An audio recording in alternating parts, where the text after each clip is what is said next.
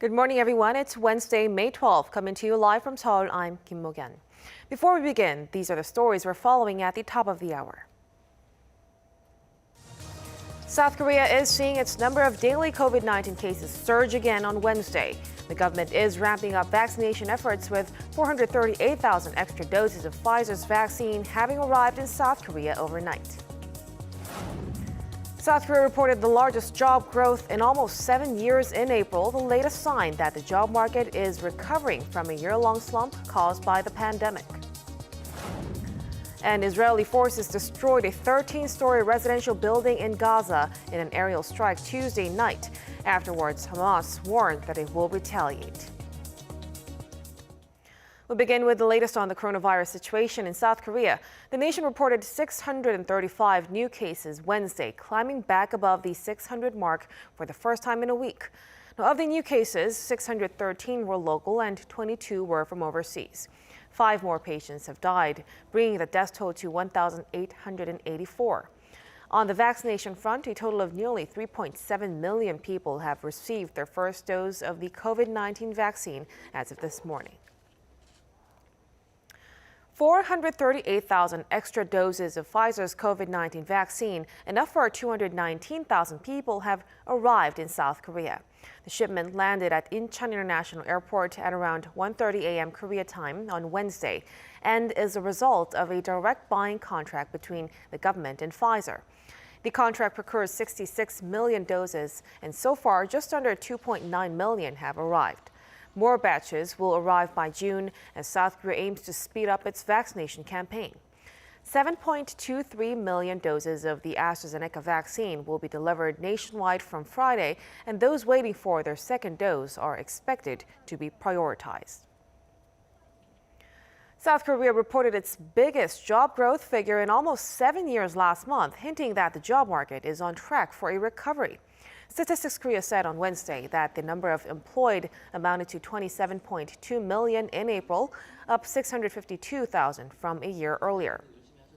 The figure marks the largest on-year gain since August 2014.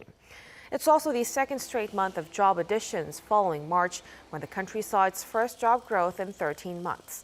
The agency attributed the growth to improved economic activity due to eased social distancing measures and the base effect from severe job loss last year.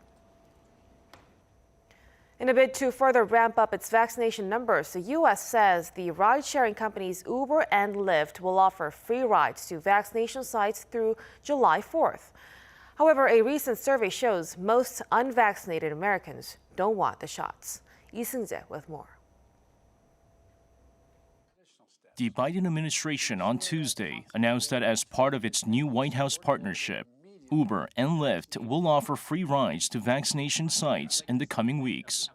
According to the White House, helping Americans get to the vaccination sites will eliminate barriers and push the U.S. closer to President Biden's goal of getting 70% of adult Americans at least one shot by July 4th. While Uber and Lyft have already partnered with other businesses to expand transportation access to vaccination sites, the announcement by the White House is their first formal government partnership. Lyft said a ride code will be available through its website or app by May 24th. Uber has yet to provide details on how it plans to do it. However, while the White House advertised the rides as free, Lyft says it will only cover $15 of a ride each way, although the company says the amount should cover most, if not all, of the fare.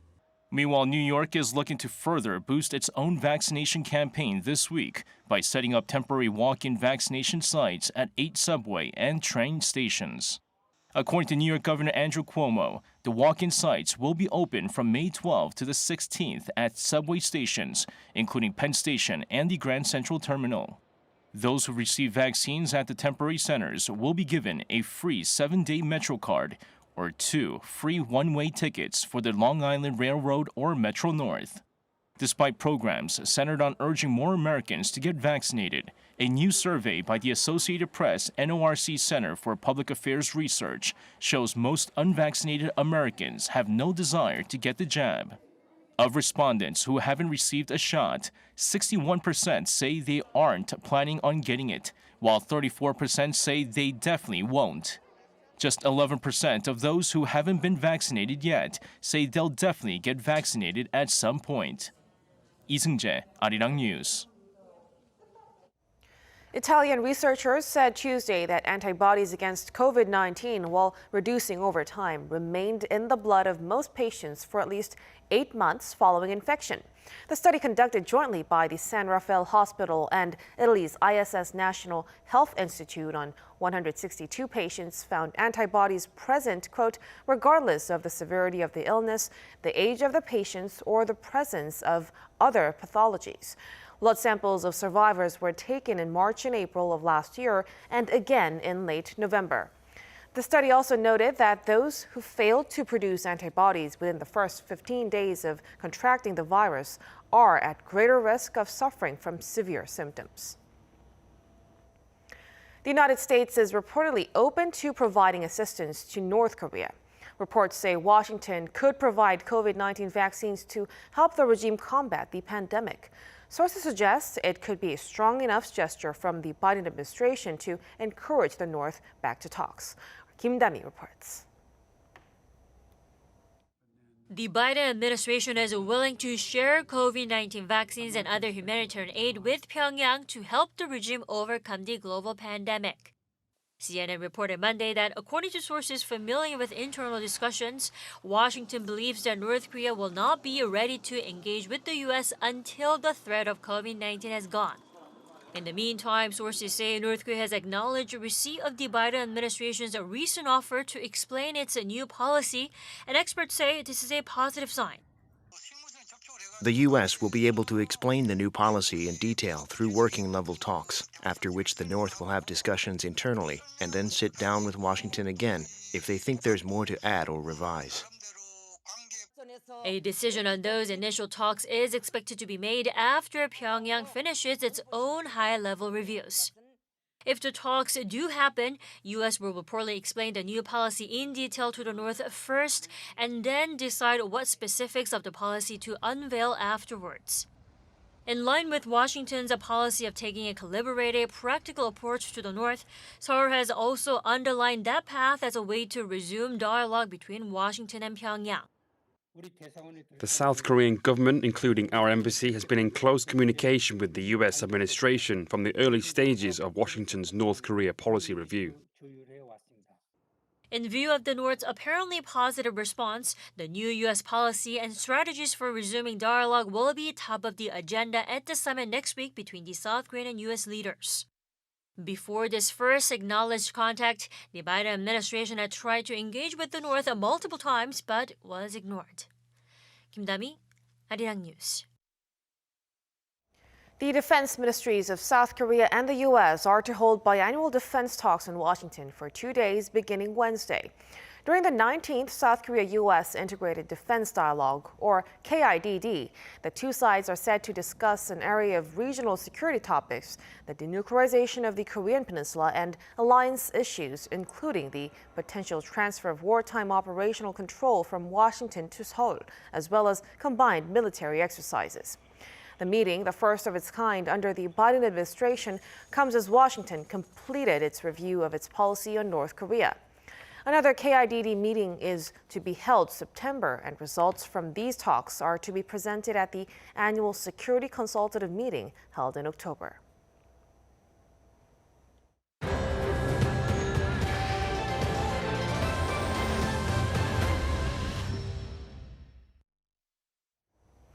Amid the back-and-forth exchange of heavy fire between Israel and Palestinians in Gaza, an airstrike by the Israeli military has collapsed a high-rise residential building in Gaza City.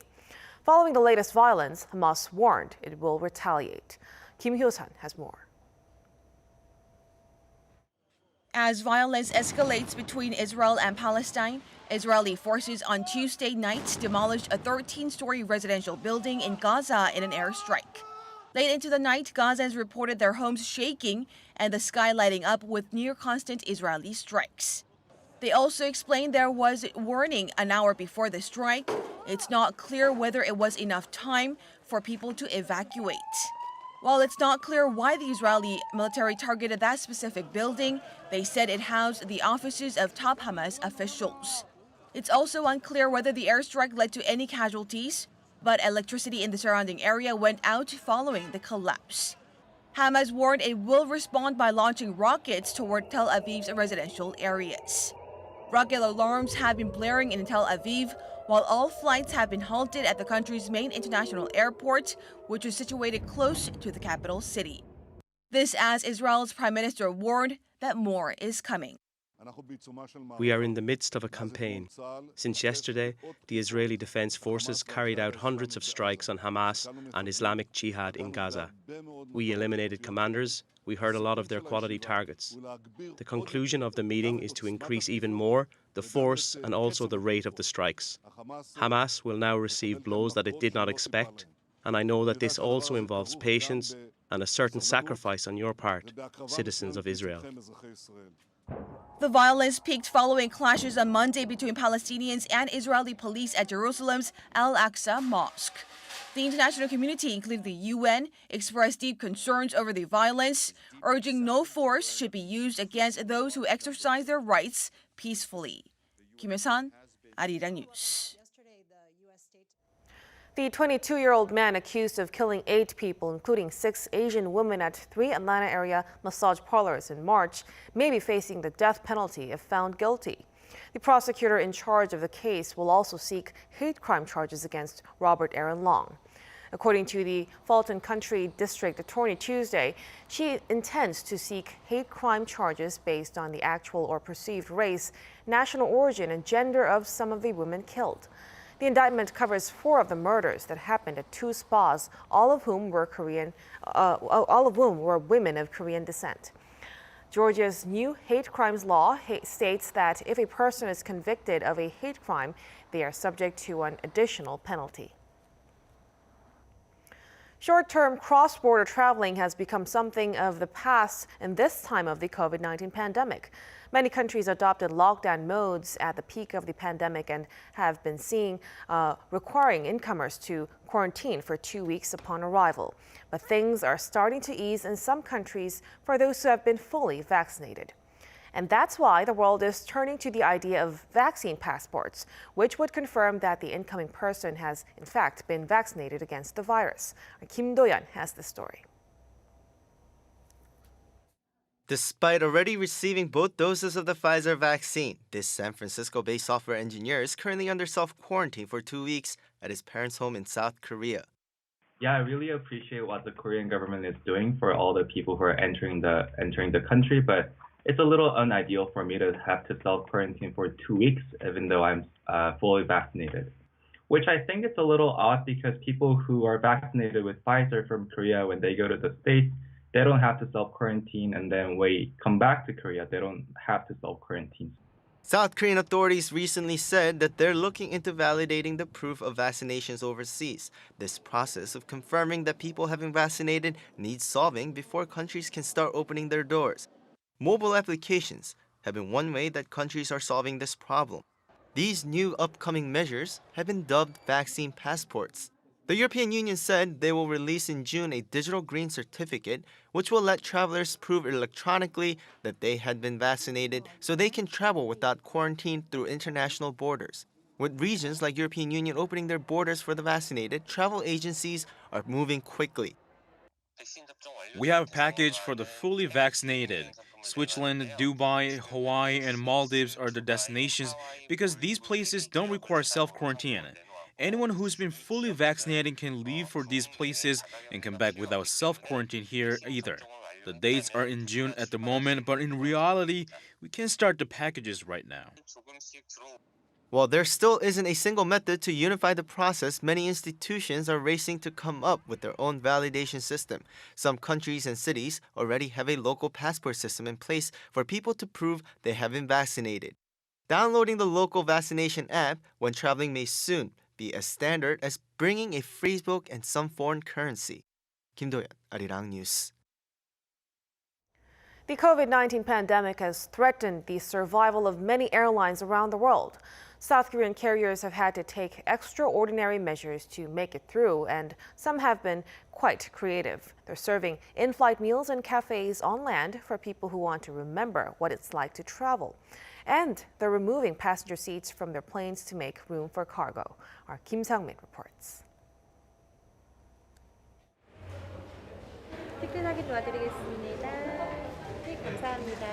I'm in front of a boarding gate with my airline ticket, and it seems like I'm all ready to board a flight. But in fact, I'm not at an airport, but at a cafe in Hongdae, which serves InFlight Meals.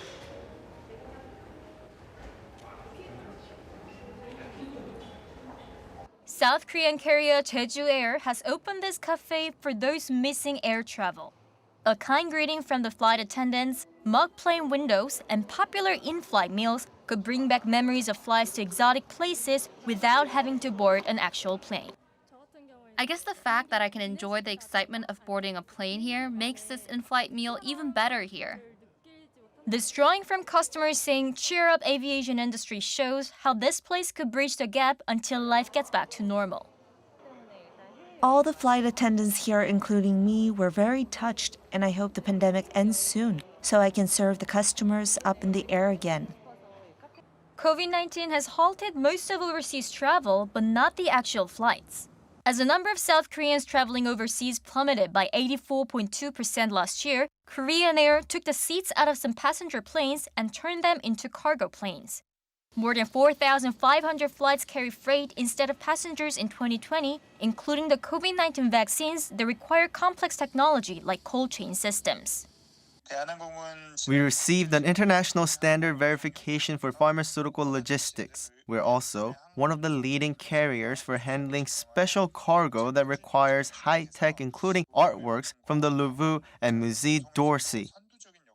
While the carrier's sales from passenger flights decreased by 74% last year, cargo sales were up 66%. Thanks to this, while airlines around the world posted losses, Korean Air in 2020 managed to post an operating profit of $213 million. Many people are hoping that air travel can soon get back to normal as the vaccine rollout picks up pace, but until then, airlines will keep looking for innovative ways to stay in business. Kim Sang-min, Arirang News. South Korean pop sensation BTS was unable to clinch a trophy at the Britain's most prestigious popular music award ceremony, the Brits. The 2021 Brit Awards was held at the O2 Arena in London on Tuesday in front of a live, maskless audience of 4,000. Back in late March, BTS became the first Korean artist to be nominated for a Brit Award. The boy band was competing in the international group category with the honor of eventually going to the American pop rock trio of sisters Haim. Seoul Arts Center is hosting the country's largest exhibition on Pablo Picasso. For the first time in the nation, the anti-war masterpiece, Massacre in Korea, is also on display. Our Kim Bo-kyung provides a glimpse of what to expect. The largest Pablo Picasso exhibition to be held in Korea, featuring 110 works, is taking place at Seoul Arts Center. This exhibition marks the 140th anniversary of Picasso's birth, and under the exhibition title Picasso Into the Myth, it chronologically showcases his works starting from the early 1900s. The centerpiece of this exhibition, one of the legendary artist's must-see pieces, is Massacre in Korea. Shown for the first time in Korea, the piece is said not to be based on a particular scene in the Korean War, but rather was painted to show the brutality of it. A stark contrast between ironclad soldiers pointing weapons toward helpless civilians shows the terror of war.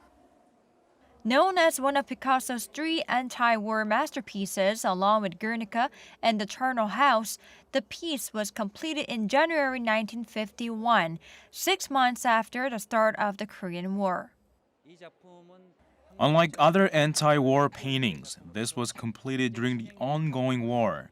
And also, while 2 other anti-war pieces use black and white, Massacre in Korea is shown against a green background, delivering hope. When it comes to Picasso's art, women gave the artist great inspiration. Marie-Therese Walter, who was one of Picasso's muses, appears in 3 figure paintings in the exhibition, which depict the time of her youth as well as when her relationship with Picasso was moving toward an end. Picasso's artwork touched upon every genre of art. The Voller Suite shows a series of 100 etchings, and some of Picasso's ceramics, which opened up art for the general public, are also on display. 김보경, Arirang News.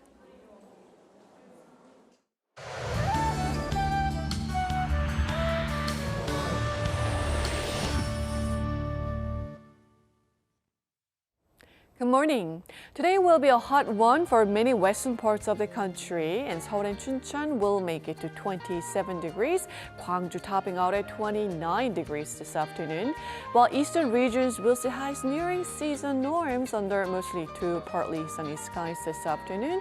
Meanwhile, Jeju could see spreading rain in the afternoon.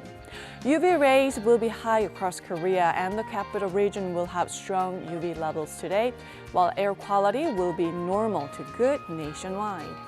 It's going to be hotter through Saturday, feeling more like July, with highs soaring to 29 degrees Celsius here in Seoul, while Daejeon will be actually hotter, peaking to possibly 31 degrees on Friday under lots of sunshine.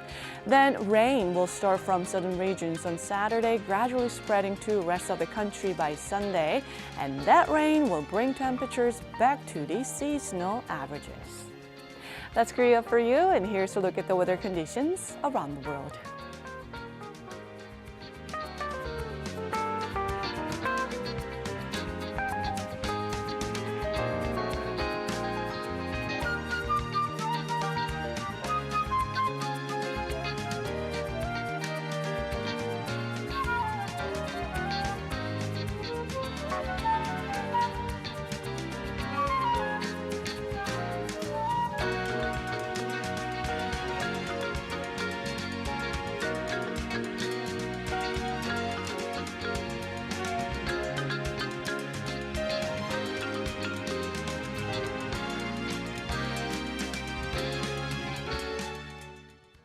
And that will do it for us at this hour on Arirang News. We'll be back at noon Korea time. Thank you for watching.